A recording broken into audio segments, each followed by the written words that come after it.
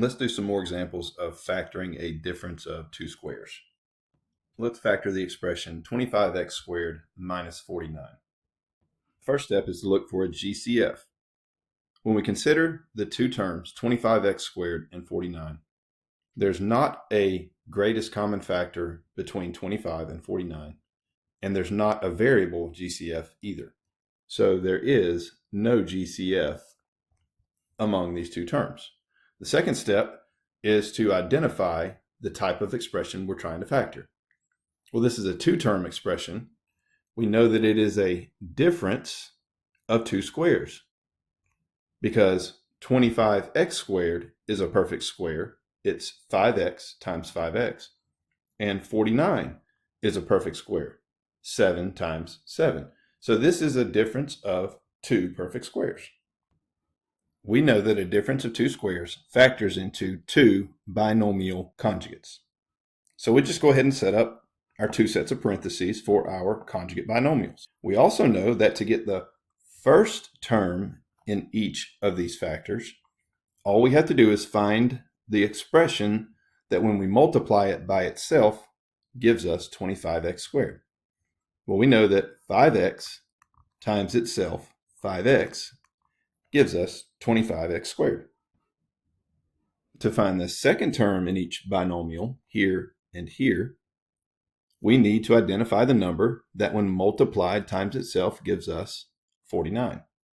Well, obviously that number is 7. And so the factorization of 25x squared minus 49 is 5x plus 7 times 5x minus 7. And again, it's important to note that these two binomials are conjugates. Let's look at this example. Here we're asked to factor 8x squared minus 32. The first step is to identify a GCF if there is one. The biggest number that will evenly divide 8x squared and 32 is 8. So our GCF is 8. When we divide the first term, 8x squared, by the GCF of 8, we're left with x squared. And dividing negative 32 by 8 leaves us with negative 4. We notice that the expression x squared minus 4 is a difference of two perfect squares, which means we can take another step in factoring this polynomial. So we bring down our GCF of 8, and we know that a difference of two perfect squares will factor into two conjugate binomials. So we go ahead and set those up. The first term in each of those conjugate binomials will be the square root of x squared. That's x and x. The second term in each of these factors will be the square root of 4, or the number that we multiply by itself to get 4. Obviously, that's 2. Now we need to inspect each of these factors to determine if we can continue factoring. The factor x plus 2 is a binomial, but it's not a difference of two squares. So we can't continue factoring that factor. Another dead giveaway that we cannot factor any further is that our variable x is raised to the first power. Anytime our variable is raised to the first power, that means that that factor is linear and can't be factored any further. When we inspect the second factor of x minus 2, we also see that the x variable is raised to the first power, which means it is linear, which means that we can't factor that factor any further either. So this is the final factorization of 8x squared minus 32. This example asks us to factor the expression 2x to the fourth y minus 32y. Let's look for a GCF first. The biggest number that will evenly divide 2 and 32 is 2. And the biggest variable expression that will evenly divide x to the fourth y and y is y. So our GCF is 2y.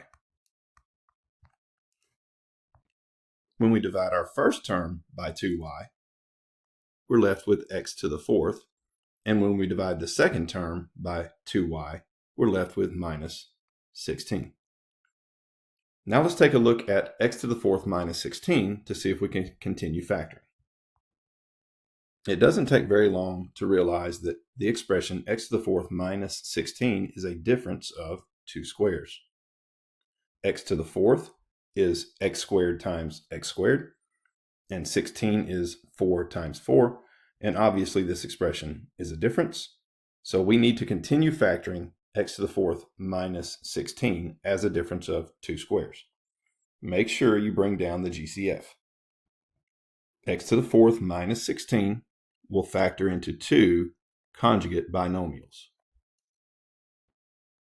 Now, which expression multiplied times itself will give us x to the fourth? X squared, obviously. And what number, when multiplied times itself, gives us 16? 4. So when we factor x to the fourth minus 16, it factors into two conjugate binomials, x squared plus 4 and x squared minus 4. But we still may not be done. We need to continue to inspect each of these factors to make sure we can't continue factoring these factors. So let's look at the first factor here of x squared plus 4.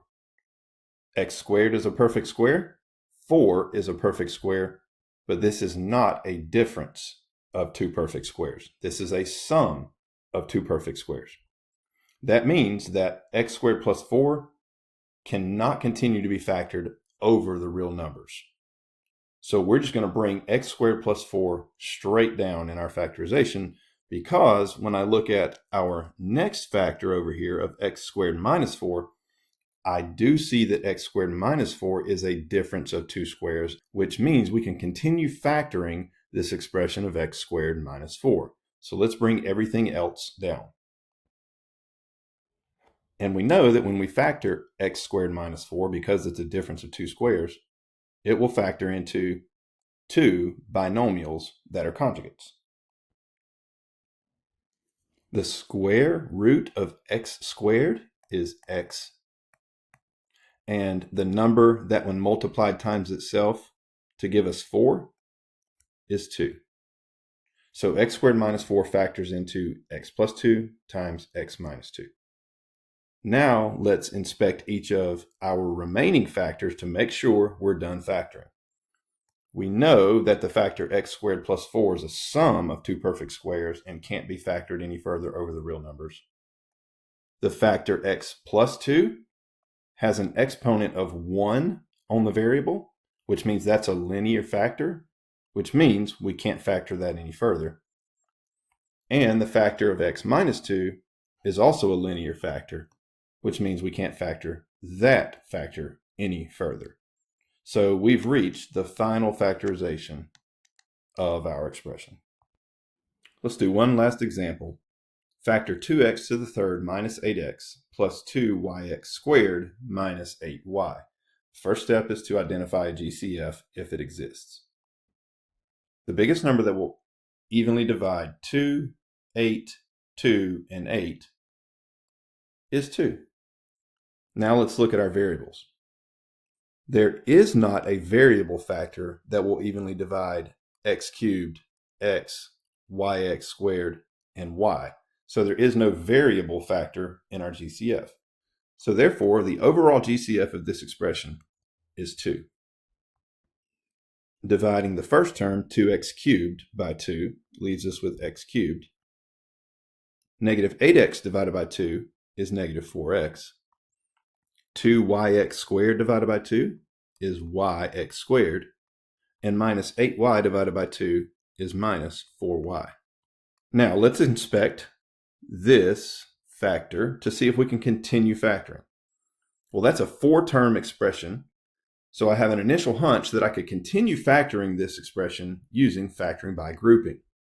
So let's bring down our overall GCF of 2, open up our brackets, because remember, anytime we have an outside GCF and then we have to factor by grouping, it's best to use brackets. Everything inside the brackets is going to be our factor by grouping. The GCF of our first two terms is x. X cubed divided by x leaves us with x squared, and minus 4x divided by x leaves us with minus 4. Now let's look at our second set of terms, yx squared minus 4y. The GCF of those two terms is y. And when we divide yx squared by y, we're left with x squared. And when we divide negative 4y by y, we're left with minus 4. And now we close our brackets because we're done with our first step of factor by grouping. We notice that we have a GCF now of x squared minus 4. So we factor out the x squared minus 4 from each of our terms. When we factor out the x squared minus 4 from our first term, we're left with an x. And when we factor out the x squared minus 4 from our second term, we're left with a plus y. Now that our factor by grouping is done, we have to inspect each of those factors to make sure we can't continue factoring further. When we look at the factor x squared minus 4, we immediately identify it as a difference of two perfect squares. So we know that we can continue factoring that part of our expression. We know that the factor x squared minus 4 will factor into two binomial conjugate factors. The first term in each of those factors has to be x because x times x will get us the x squared. And the second term in each of those factors has to be 2 because 2 times 2 gives us the 4. And then we bring down our factor of x plus y. Now that we've taken another step in factoring, we have to inspect each of these factors to make sure that we can't continue factoring further. In the factor of x plus 2, the x is to the first power, so that's a linear factor, and we can't factor it any further. In the factor x minus 2, that is also a linear factor, so we cannot factor that factor any further. And then the last factor of x plus y, that is also a linear factor because our exponents are 1, and that is and so from this observation, it's easy to see that our factorization is complete.